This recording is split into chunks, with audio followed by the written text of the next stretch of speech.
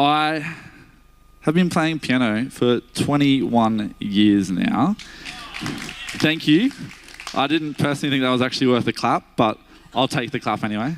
So I'm 21 years in, and I started as a little 6-year-old, sitting on the piano, little Josh, and my piano teacher's name was Mrs. Berry. And she was this dear old lady, like in her 70s. And honestly, she is the closest thing to a saint that I've ever met. She was a beautiful lady.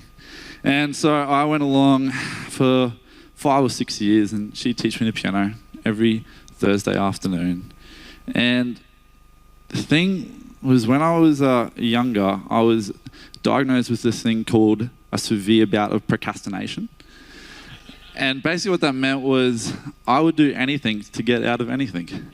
So most of our lessons looked like me walking in, little 7-year-old Josh, asking Mrs. Berry if I could have a cup of tea and some biscuits. And we'd just sit down for half an hour and have a chat. Now, I don't know if my mum was like willing to pay for that, but she didn't know. So anyway, so mum paid for therapy from an early age for Josh.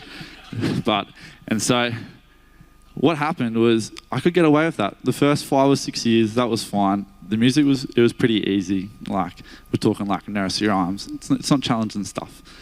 But as I went through the years and started to do some exams, things get a little bit more spicy on the music front, and they require a bit more time and effort.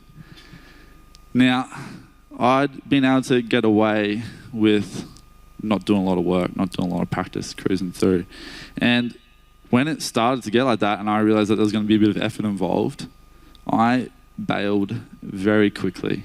I jumped ship and I gave up piano for a little while. That's another story. But what I did, I think, if you allow me to do a little bit of social commentary, is I essentially did what we love to do in the world today, which I was a victim of instant success. So I spent a lot of time just being able to rock up, do something really easy, and then the minute that I knew there was going to be work involved, I bailed. We are a culture that loves instantaneous things now, and it's a dangerous thing because it's slipping into our mindset subconsciously. And I was a victim of that. Whether or not it was the doubt of looking down, I was like, oh, what could happen, what will be, or it was just the fact that I was just a bit too lazy and didn't want to put in the work. Essentially the fact was, because it wasn't going to be there for me straight away, I didn't want to do it. Right at the moment that I could have flourished, I chose not to, and I bailed. And we've obviously spent a little bit of time lately honing in on flourishing and what that looks like in our lives in various different ways, whether or not to be mental health, spiritual health, finance, you name it. And what I wanted to bring attention to tonight was, I don't want us to get caught up in the fact that flourishing isn't just about flourishing in a moment. It's actually about flourishing for a lifetime. And with the culture, I think it's easy to think right now and get caught up in this whole instant success. We'll be able to flourish now and that's cool. But that's not actually what it's designed to be. It's designed to be something that we can do over a lifetime. Something that we can gradually build towards. So what I want to do is I want to look at a few different things, and I want to address how we can do that well over a lifetime. And I'm just going to have a drink of water. I was singing my heart out to Holy Forever. What a good song. And well led by Sam Lucas. Even with a dodgy shoulder. Can we give Sam a round of applause? Because that guy's, his first week, he was in some pain, and he is still rocking up and putting in the hard yards. So respect that, mate. Well done. So I think we're a culture of instant success, probably for a few different things. Now, the main two, I think, are based on the fact that when we start to look into the future and we start to plan ahead, it creates a lot of doubt in us. Because what we inevitably do is we start to ask a few questions. And those questions, those ifs, what this could become, they create anxiety in us. They make us nervous. So when you don't have to wait for something, you don't have to worry about the questions and the doubts that float around. It's just right there, which is, I think, why we seek that. And I also do think, if I'm really honest, we're kind of just a bit of a lazy culture now. Like, if I can use the word slothful, I think that's potentially maybe where we sit. Like, if I can talk really honestly. And so instant success means you don't have to put any work in. It just comes to us, all right? There's no hard yards involved. Proverbs 21:5. The plans of the diligent lead surely to abundance, but everyone who is hasty comes only to poverty. The thing with flourishing is we actually want it to be a slow burn. We don't want hastiness, all right? As Proverbs 21:5 says, those who are hasty only come to poverty. Now, I don't know about you, but geez, I'd love a life of abundance over that.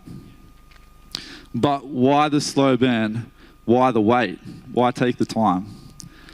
Well, I love coffee. I'm quite a big fan of coffee. And there is two types of coffee in this world, and Jesse Wisniewski will attest to this. There is instant coffee, and there is real coffee. And I don't want us to get those two things confused. One is a fake and a phony, and one is the real thing. Now, real coffee, you got to wait for it a little bit, all right? Like, it takes a little bit of time to craft and a little bit of time to like bring together, all right? You're sitting at your thing, you're doing your press, and then you're drawing the shot, you're frothing your milk. Like, it's an art. Instant coffee, you put it in your cup, you mix it around, the hot water, you probably put a little bit of milk in. I don't know how you have it, I don't know why you drink it, but you do. And you get it straight away, that's great. It tastes terrible. There's no doubting it. So the build up to the coffee is worth the time, and it's because we take time into crafting something. Proverbs 19:2 says, desire without knowledge is not good, and whoever makes haste with his feet misses his way.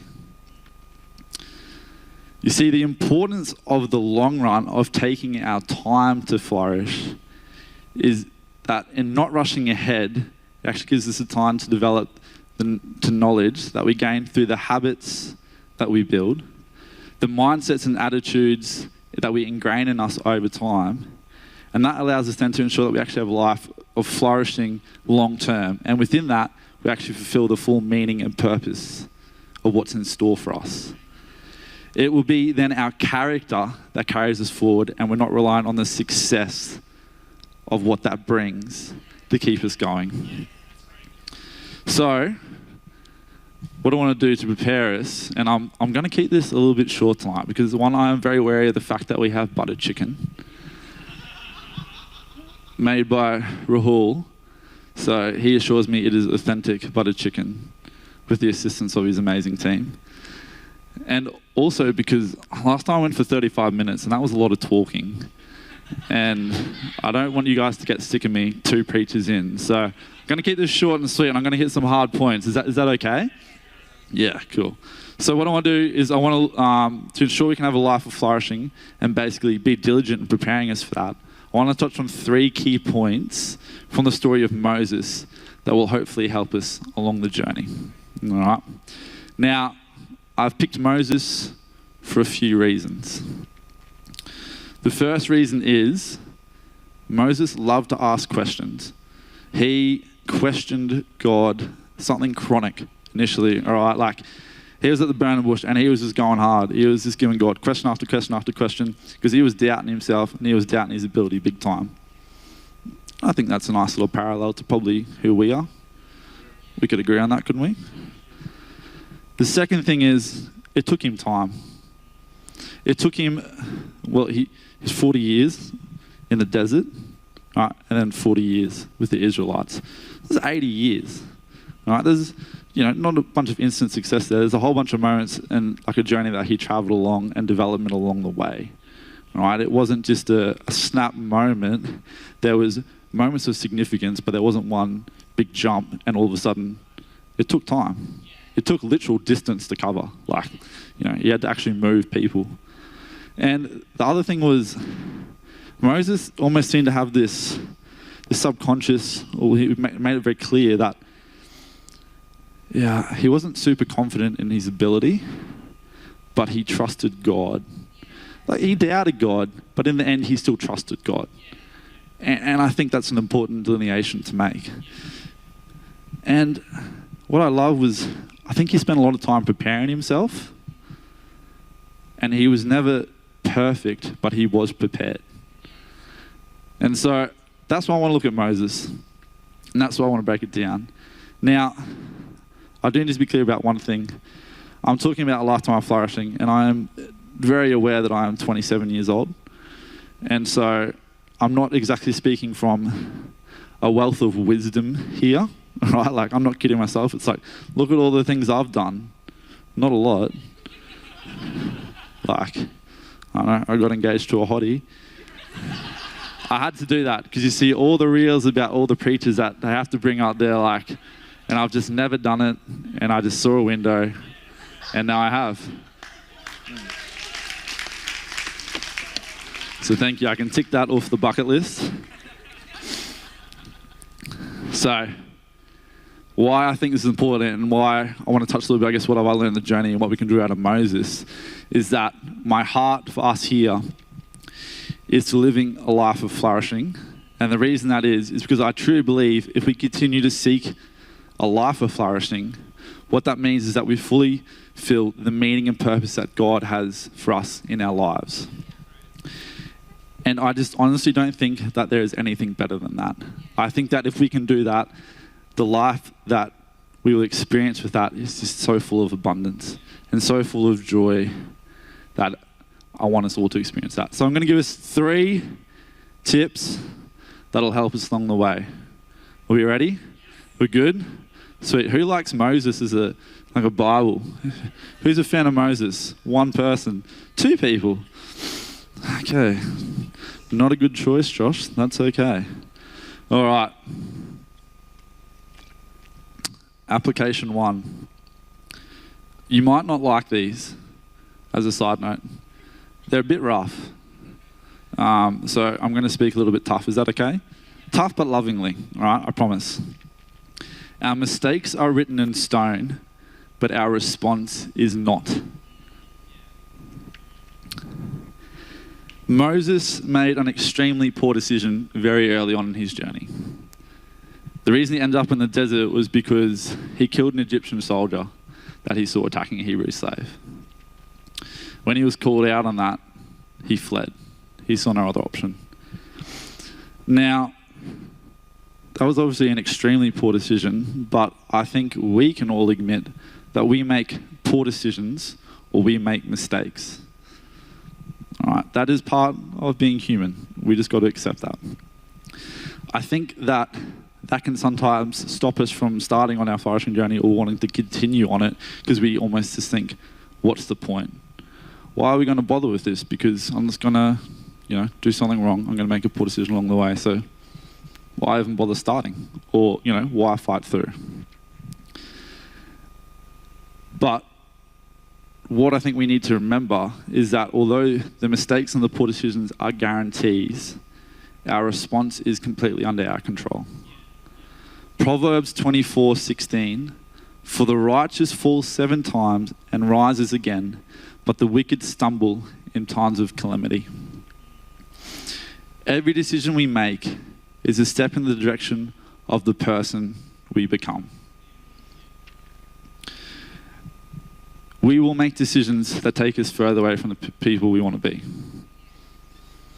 But what is important is the next one after that. Because the next one can take you further away again, or it can actually bring you back on track. Right, and that's where the key lies, because it's a bit of a momentum game. All right. What happens is you make one poor decision, and it's really easy just to, put the cue on the rack, give up, and just go, I'm just going to keep making poor decision after poor decision after poor decision, because why not? And then you just build up a bit of momentum, and next minute you know, it's like, I'm definitely not flourishing anymore. But what we can do is we can do 1 step back, and then we can take 2 steps forward, and then we end up further ahead than we were. Right? So we can decide where we want to go and what we want to be. And we can be intentional in that. So what Moses did was he fled and he arrived in a city and he was near a well. And he saw, some women had some cattle and they had a flock. And some shepherds kind of were hassled them and shooed them away and they didn't get to feed their flock. So what Moses did was he instead decided, well, I'm going to feed the flock. I'm going to get them water. Now, his next decision could have been, after what he'd done, is like, well, the person I am now is the person that just sits back and just lets stuff happen because that's what I've done. But his next decision was to go, well, I know I was that, but I'm not going to be that anymore and I'm going to head in the next direction. And I think he set himself up really well for where he ended up. All right, so he drew a line in the sand and he pivoted. All right. Okay. I'm incredibly thirsty tonight. And I actually adjusted the aircon without anyone knowing. Yeah, I turned it down because I was hot. So, anyway. All right. Number 2. We good? Thank you. Focusing on others helps us stay on the journey. Focusing on others helps us stay on the journey. Moses, he did some pretty significant things. He did some pretty good things pretty early on. What Moses could have done is he could have delivered the Israelites. He could have taken them out of Egypt, across the river. Pretty impressive. Like, you part a river. I'd be pretty happy with that if that was a personal achievement. And what he could have probably easily done if he really wanted to was he could have gone, I've done some pretty sick things. Let's finish on a high. Let's just retire and we'll hand it over to someone else real early. Like, look what I've done. That's pretty cool. But he didn't. And the reason why he didn't do that, I believe, is that he had a vision and a goal, which was to focus on others and to deliver others to something better.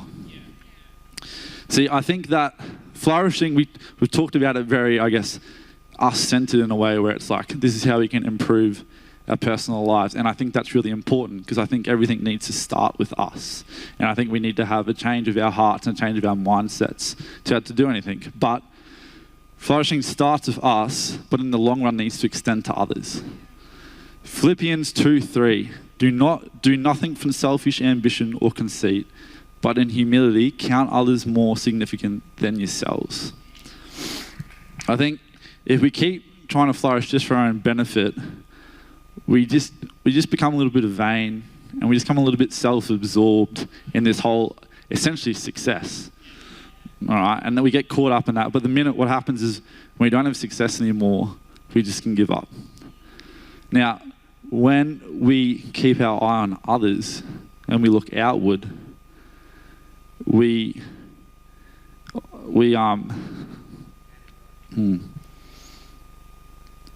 stay on course because we're no longer just trying to do it for our own selfish ambition.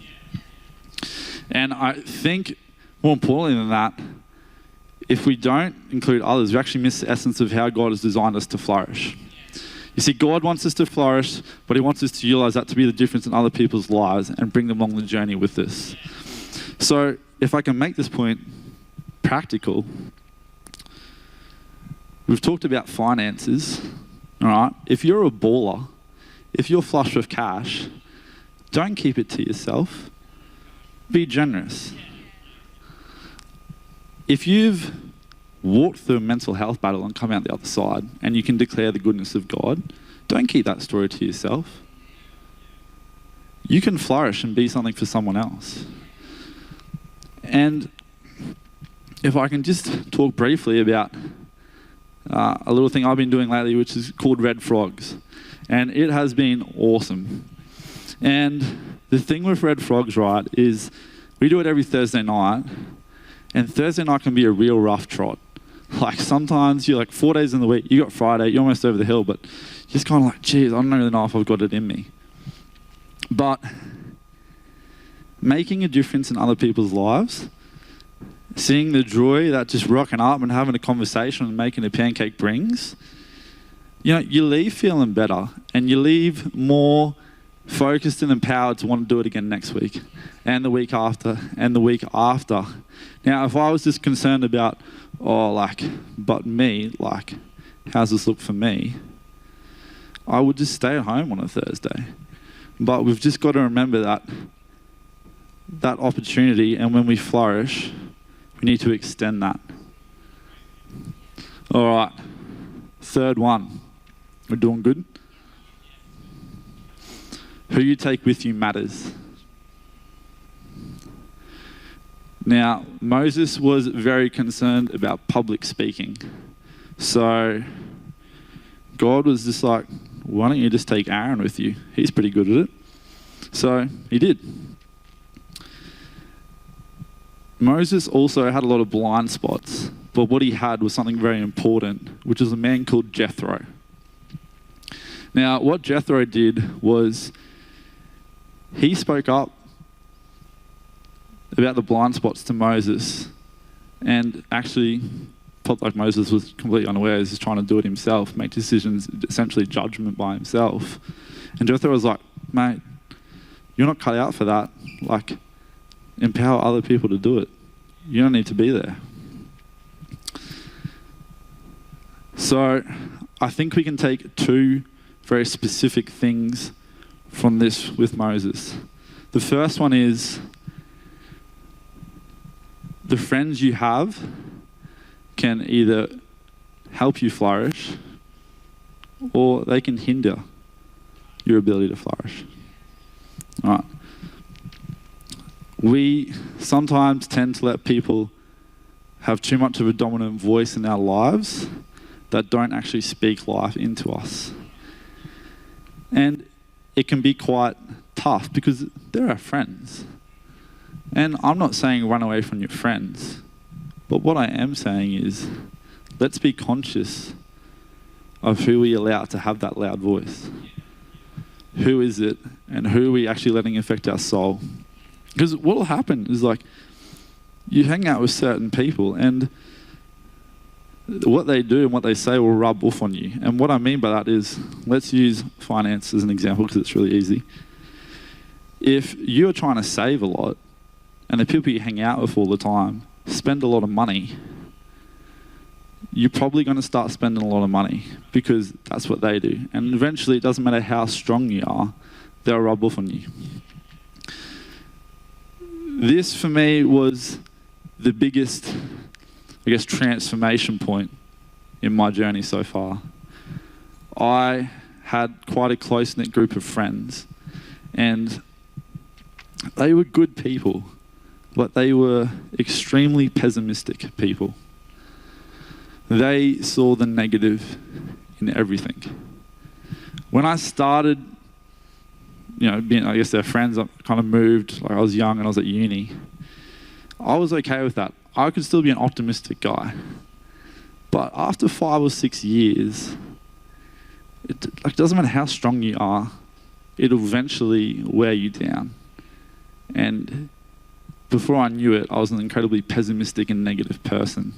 And I just remember sitting there one day just going, geez, I actually used to really enjoy life. I used to really look forward to things and laugh and get a little bit excited about life. And now all I can ever do is just pick holes and stuff, even stuff I don't want to. I just couldn't help myself. And so I made the tough call to remove myself from those people.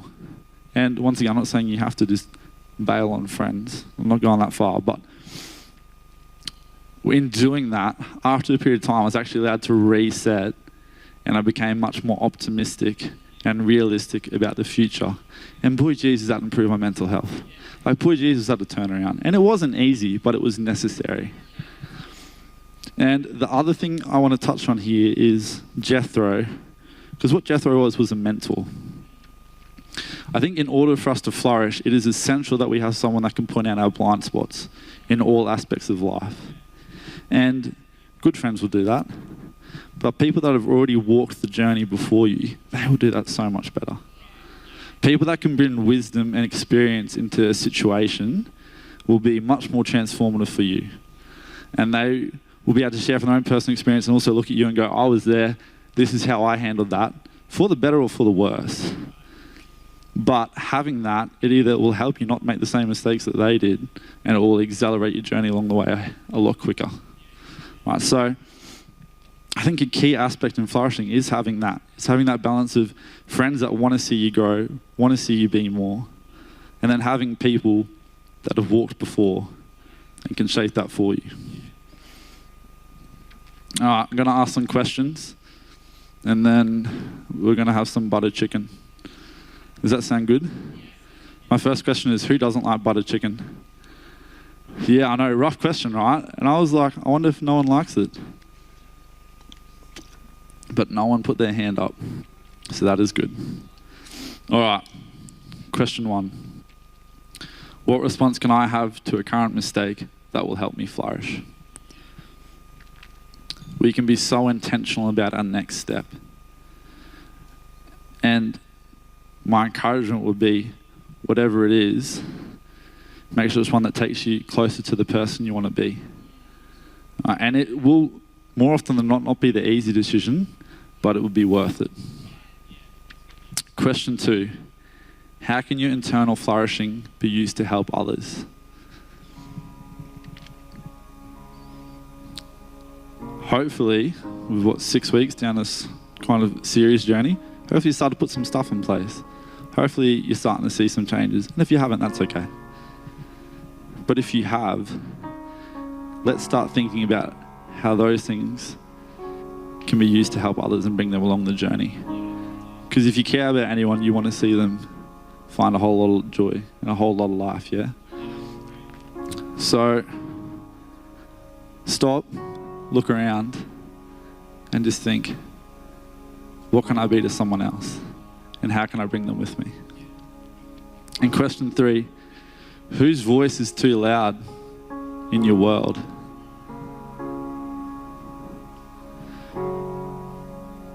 Whose voice needs to be louder? I think is just as good a question. In the end, humanity in us sometimes, tall poppy syndrome, we're in Australia. There's people that want to drag you down. They don't want to see you win.